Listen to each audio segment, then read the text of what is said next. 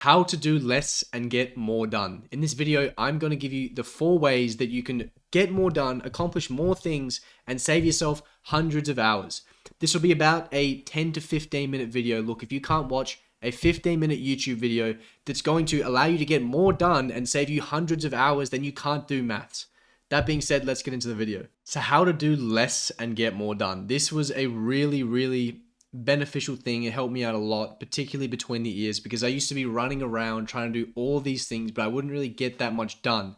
So hopefully this can help you as much as it helped me. I'm going to give you 4 ways to do less and get more done. I hope you enjoy. The first one is only do what matters. Okay? So I'm sure a lot of you understand the 80-20 principle by now, but if you don't, the 80-20 principle states that 20% of the tasks or 20% of the things you do end up with 80% of the results you get. So 20% of what you do will account for about 80% of your results. And 80% of the things you do will account for about 20% of your results, right? So if you understand this, then you should be thinking, okay, well, I need to do 20% tasks. I need to do the tasks that account for 80% of my results. And you'll look at this logically and this would make a lot of sense. But the problem is a lot of us don't think logically because common sense is not common practice for the common man. A lot of us are doing a whole lot of 80% tasks, running around everywhere, but not actually getting anything done.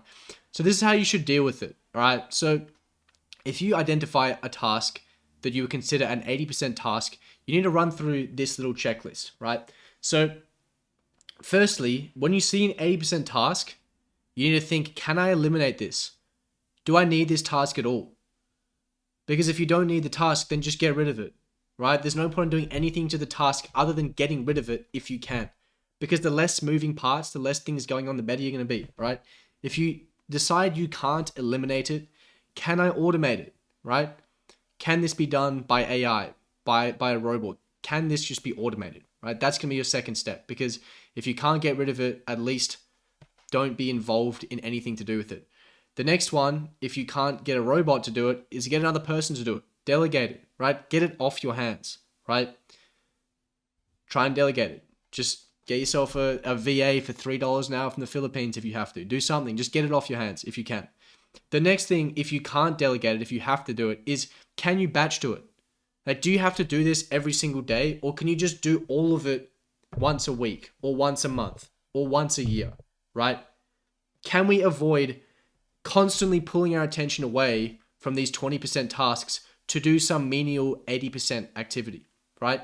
Because if we can do this all at once, then at least it only pulls our attention away once. At least it only sucks us away from what actually matters once, right? If you can't batch task it, then and only then should you do it, right? Obviously, batching is doing it as well, but should you do it on a regular basis, right? Because at the end of the day, this is the last thing we want to do, is to be regularly doing a task that only contributes to 80% or to 20% of the results, but takes up 80% of our time. This is absolutely not how you do it. And look, if you're an entrepreneur, you fundamentally will understand the principles of leverage, which is that if you're trying to be the best entrepreneur, you're constantly trying to trade activities that give you a lower return for activities that give you a greater return. So at the point where you can make $50 an hour, everything that is less than that costs you less than $50 an hour to outsource, you should outsource. You should get rid of it and trade it with activities that can earn you more money. And as you constantly trade up and up and up and up, bam, you're Jeff Bezos, you're Elon Musk, right? But that's what we should be doing. We need to be identifying these 80% tasks and getting them off our hands one way or the other. Either remove them completely, get a bot to do it, get another person to do it all at once. And if you really have to, then you can do it. But we need to be focusing our time on these 20% tasks, on what actually damn matters. Because you'll find that if you do more of these 20% tasks, you're going to be set. You're going to be golden, right? Rather than running around like a headless chicken doing 80% tasks that you shouldn't be doing, right? That's the first one. Number 2 is we need to remove before we add, right? A lot of us probably look like this person right here. We're standing on a mountain of shit. Our foundations as a human being are complete garbage. And we're thinking, maybe I should start meditating. Or maybe I should start journaling or doing ice baths or doing saunas. but your foundation is total dog shit, right? You're eating terribly, you're not exercising regularly, not sleeping properly, you're binge watching TV, you're scrolling your phone all the time. You're doing all of these garbage activities, right? All realistically, these are 20% tasks that are going to destroy you, but you're trying to focus on 80% tasks that are going to make you slightly better, okay? Focus on getting rid of the crap before we start adding things like meditation, right? So this is quite an important concept that I think we should understand here, which is that there's no point in trying to get to heaven until you've gotten out of hell first. And what I mean by hell is doing activities that are actively destroying you, destroying and pulling away from you trying to get to your goals, okay? If you're trying to build a business, but you're constantly doing behaviors that take your time, take your attention, make you more impulsive, you're never going to succeed. No matter how much meditation or journaling you do, if you're watching social media for 18 hours a week, which is the average person, okay? If you're playing video games all the time, if you're eating like shit, if you're watching TV all the time, right? I don't care how much meditation, journaling, ice baths, how good your diet is. If you haven't sorted the fundamental garbage out, if you haven't got yourself out of hell, there's no point trying to go to heaven, right?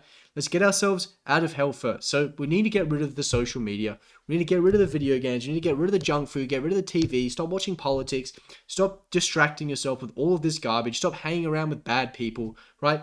Get yourself out of hell before you get yourself to heaven. And by doing this, you're going to save yourself a whole lot of time. And that's how you can get more done, by doing less.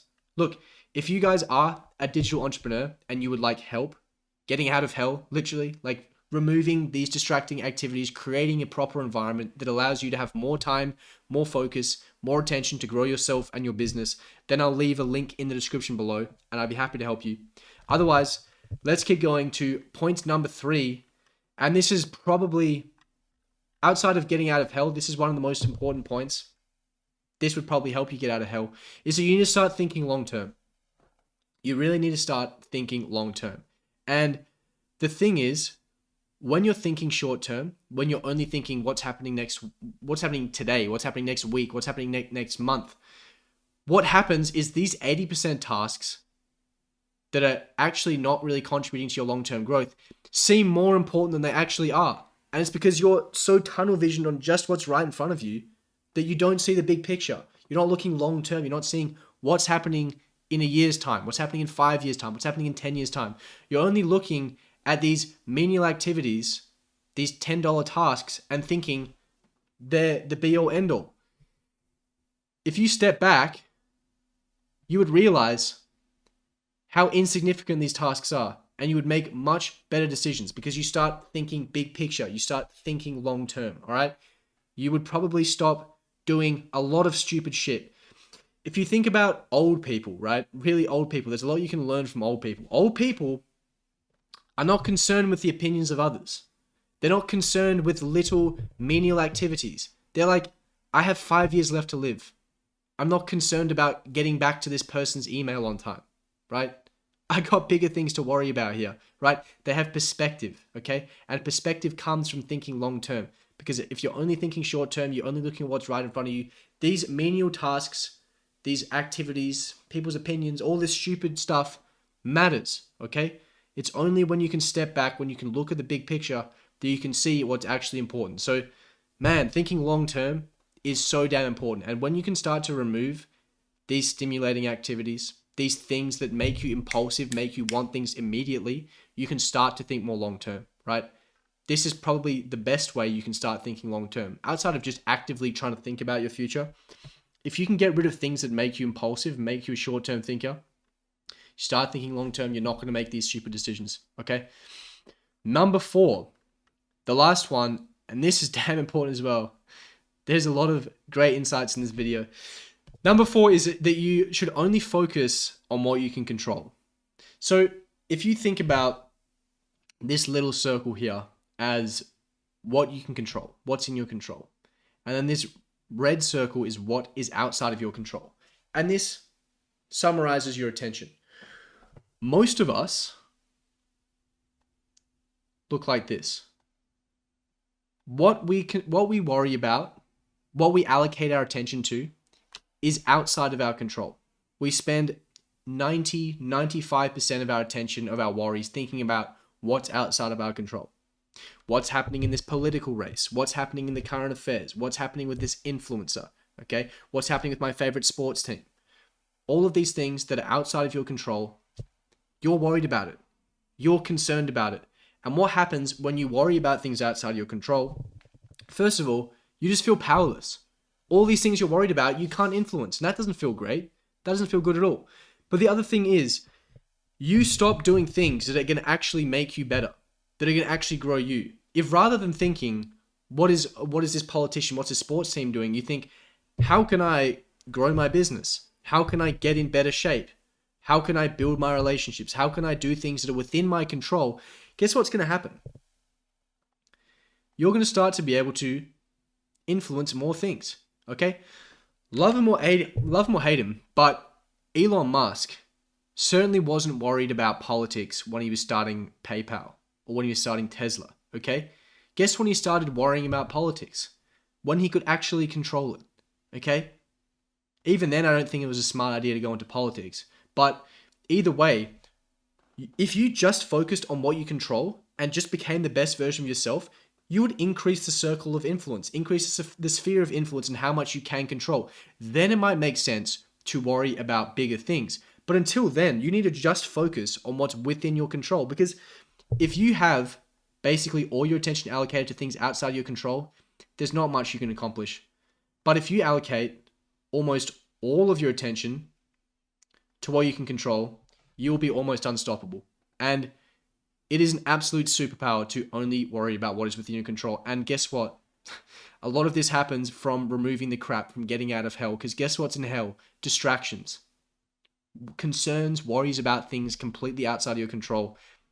Temptations, distracting you from what you need to do and preventing you from getting there, okay? So, I'll summarize it.